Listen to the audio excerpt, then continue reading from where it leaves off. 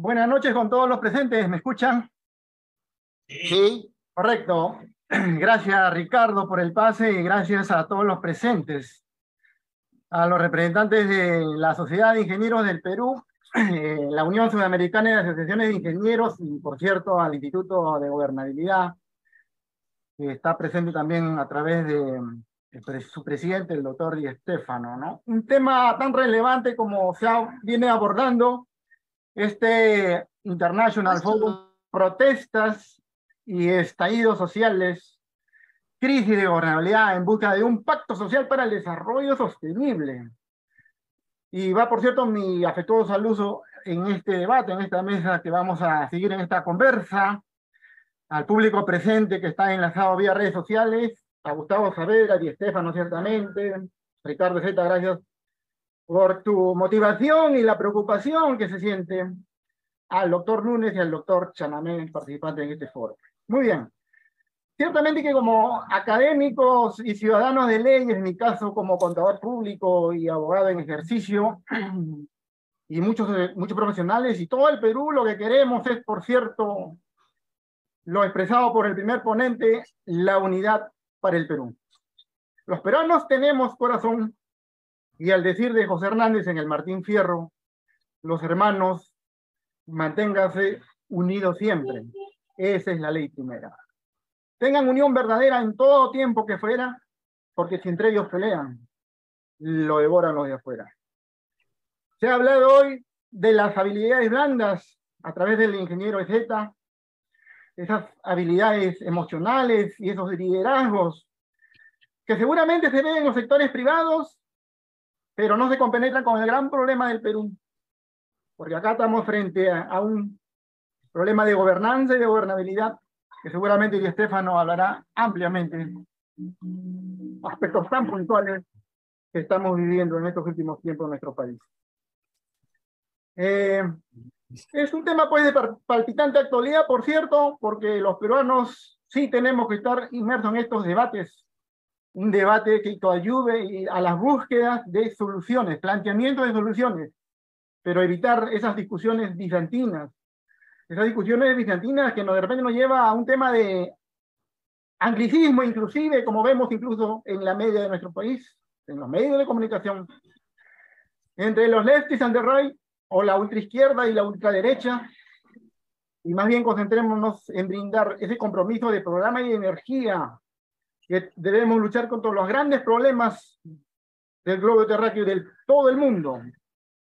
Esa amenaza a los riesgos de las poblaciones altamente sensibles y a los desastres naturales que estamos viendo en estas épocas de lluvia en la Highlands o en la sierra, y la Justice Sustainability, o el sostenimiento de la justicia social que tanto se habla en cada gobierno, pero los resultados, por ciertamente, son desalentadores.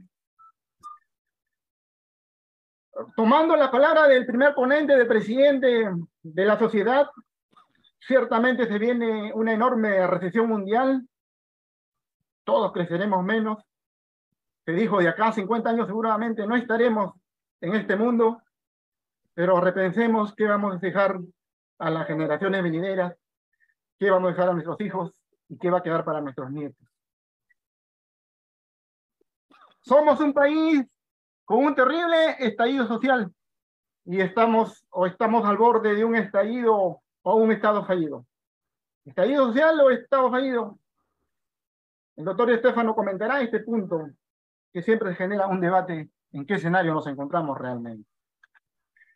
Evitemos, por cierto, esas penas consuetudinarias, porque somos un país multirracial y multiétnico, y acá estamos frente a ese archipiélago de conocimientos, y los hombres y mujeres de buena voluntad necesitan trabajar, integrar el país. Y por cierto, la redistribución de la riqueza es un aspecto tan fundamental, porque si hablamos que la Constitución vigente ha permitido el crecimiento, y se ha hablado acá en otras ponencias, concretamente de cifras de crecimiento, que el Perú ha sido un boom, y internacionalmente, por cierto, económicamente, somos aplaudidos. ¿Qué pasa con la redistribución de la riqueza? A lo largo y ancho del Perú, en los lugares más recónditos, es la gran preocupación. Y esa gran preocupación se traduce, por cierto, en las plazas, en las protestas. Y por cierto, hay situaciones en las que se defiende con mucho punto de honor esas posiciones en todos los extremos. Si hablamos, por ejemplo, del sector minero, que también habló el presidente al iniciar este debate, las empresas mineras necesitan por lo menos 10 años de inversión, pero también se le exige los requisitos para que puedan cumplir con esas exigencias del pueblo donde se ubican estos yacimientos mineros.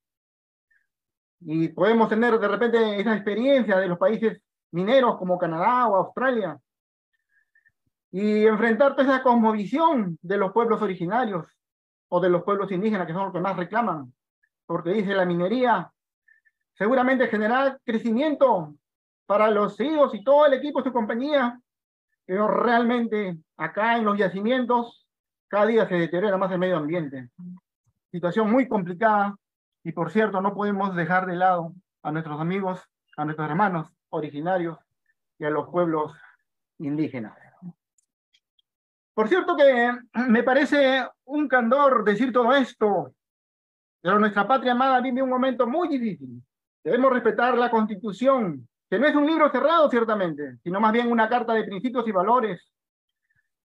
Nunca hay tiempo para un país que no tiene rumbo, pero el Perú sí puede cambiar, amigas y amigos. Pero no podemos seguir en los cortoplacismos, ni en los populismos legislativos, o en priorizar y evitar esos proyectos divergentes que no coadyuvan los cambios. Las pugnas permanentes, recurrentes de los poderes constituidos, lo hemos visto a lo largo del tiempo de nuestra democracia y de nuestra república, y nos indica que no existe un auténtico equilibrio de poderes. Estamos frente al inicio de una gran revolución social y económica, que hacen sentir tambores de guerra al sostener que el poder de turno actual está deslegitimada, o que la presidenta Dina Boluarte durará poco. Y seguramente el día que renuncie, si eso se diera, el Perú colapsaría más en protesta. ¿Qué respuesta le damos a esta, o esa amenaza, o es una advertencia, amigas y amigos? Estamos en el momento óptimo de propiciar una respuesta, pero sobre todo generar ese dinamismo para que el Perú realmente tome la senda del progreso y no de las protestas en las plazas públicas o en los epicentros, como la Avenida Bancayo, los ministerios, etcétera, etcétera, en los principales capitales de nuestro país, como venimos advirtiendo. Estamos frente a un estallido social inédito, no avisado, o más bien alertado, con demandas sociales expresadas en las calles. Y por cierto, eso está aparejadas a los índices de desigualdad, demandando al Estado la presencia, la cobertura y la protección. El Parlamento es impopular. Los parlamentos en el mundo ciertamente son impopulares. Ello es consabido, pero debe estar auténticamente representado. Y no estamos para narcisismos intelectuales acá, porque acá se ha venido a manifestar a través de distintos ejes de las agrupaciones políticas o los partidos o los representantes del pueblo, que realmente los extremos que no son centro-izquierda consideran que deben ir solamente al Parlamento personas más preparadas, porque vemos las experiencias de parlamentos que van a aprender recién. Entonces se dice acá, bueno, que solamente lleguen los profesionales, porque tengan posgrado, se pretende decir eso, y se pretende ingresar proyectos de ese nivel. Seguramente eso no caminará, porque acá de lo que se trata también es la madurez del elector. En esa línea se tiene que trabajar ese civismo del elector para no equivocarse en las urnas, porque también hay una alta cuota de responsabilidad, ciertamente, del gran soberano que es el pueblo. Evitemos que los grupos de intereses se vayan instalando en los ministerios. Eso se escucha ciertamente muy a menudo, amigas y amigos. Sí, y hemos visto claramente en los últimos gobiernos cómo viene ocurriendo este aspecto que los peruanos ciertamente rechazamos, porque acá no se trata de poner, o en todo caso que ingresen personas sin meritocracia. Somos un país con un terrible estallido social, ciertamente, o estamos a borde de un estado fallido. Di Stéfano, te dejo el planteamiento y algún ensayo de tu respuesta en el momento oportuno. Ahora, por cierto que desde el contexto internacional, la pugna de presidentes por tener un papel hegemónico y un cierto liderazgo en la región, vemos cómo nos pretenden calificar como el Perú es una democracia híbrida. Es decir, a medio camino entre una democracia y un autoritarismo. Amigas y amigos, tenemos que hacerle frente a ello, pero necesitamos lo que bien dicen los países desarrollados, more social dialogue. Más diálogo social. Instruments for social justice, instrumentos para la justicia social. El presidente que inició esta ponencia, este debate, ha manifestado con alta preocupación sobre la Agenda 2030, el cual el Perú viene trabajando. Estamos inmersos en el contexto internacional, no somos un país aislado, internacionalmente nos ve como un país que crece, pero hay desigualdades, coincidimos en ello. Desde el año 1919, amigas y amigos, consabido es que pertenecemos a la ONU, a la United Nations, están en permanentemente trabajo en nuestro país. Somos uno de los 193 países miembros con la ODS, los Objetivos para el Desarrollo Sostenible, que ya lo abordó el presidente. Que incluye, por cierto, desde la eliminación de la pobreza hasta el combate del cambio climático. Y ahí está el tema de Ricardo Zeta. ¿Dónde están los liderazgos para enfrentar este gran reto y desafío que tenemos ante la United Nations? Ahora, por cierto, se ha escuchado, y se escucha muy a menudo también, no al capitalismo salvaje, sí al rol subsidiario del Estado. El rol subsidiario del Estado que debe estar presente siempre. Los servicios del Estado como la educación, la salud, el derecho al agua, la protección del medio ambiente. Nuestra Constitución vigente lo contempla. 20 reformas que se ha hecho a nuestra Constitución indican que podemos ir mejorando, porque las constituciones se van mejorando. Señor expositor, le quedan 2 minutos. Cuando nosotros queremos hacer ese gran cambio. Y eso es lo que no podemos descuidarla, ciertamente. Señor expositor, le quedan 2 minutos. En el aspecto, muchas gracias, directora. En ese aspecto de lo que más preocupa es lo gran afectado que es la reforma laboral o la reforma tributaria, pero ya se hizo bastante y los resultados son desalentadores, amigas y amigos. Nosotros tenemos en el ámbito laboral el derecho colectivo y el derecho individual. Normado ciertamente, en el camino se vino flexibilizando este gran aspecto.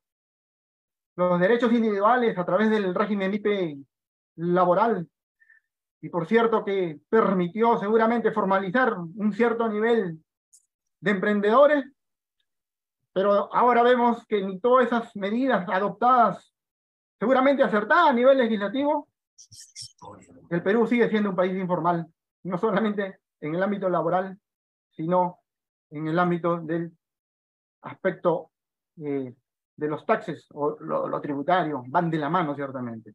Los derechos colectivos, ni qué decir, abordado ampliamente en la Constitución Política del Perú. Bueno, por cierto, los artículos desde el 22, el artículo 23, 24, etcétera, ahí nos va hablando. De tal manera que la Constitución aborda todos esos aspectos. Nosotros coincidimos de que no se trata de hacer cambios en la Constitución. Sí existe suficiente regulación en estos aspectos. Sí, pero no ha funcionado. Entonces, veamos dónde está fallando este aspecto tan fundamental de formalización laboral en nuestro país. Para ir concluyendo, debo manifestar que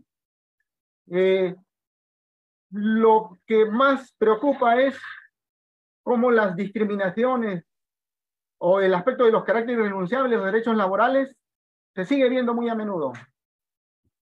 Por ejemplo, los grupos LGBTIQ+, o los grupos LGBTI, debemos tener tolerancias con estos grupos, y esto es abordado ciertamente en nuestra Constitución. No, en nuestra Constitución no en esos detalles, pero sí en las regulaciones propias, de tal manera que en ese dinamismo de una plena armonía de la gran masa laboral que son los trabajadores y los empleadores, los empresarios, los emprendedores, tenemos que arribar a esas coincidencias del respeto y evitar esas discrepancias. Y cuando haya situaciones que, de acuerdo a la normativa de nuestro país, se solucione pues en sede nacional, porque lo peor que nos puede pasar como país es que estemos ventilando en sede internacional, como el caso de Azul Rojas Marín, que llega a sede internacional y sanciona al Estado. En ese aspecto no podemos llegar. Pero la Constitución no tiene la culpa de ello.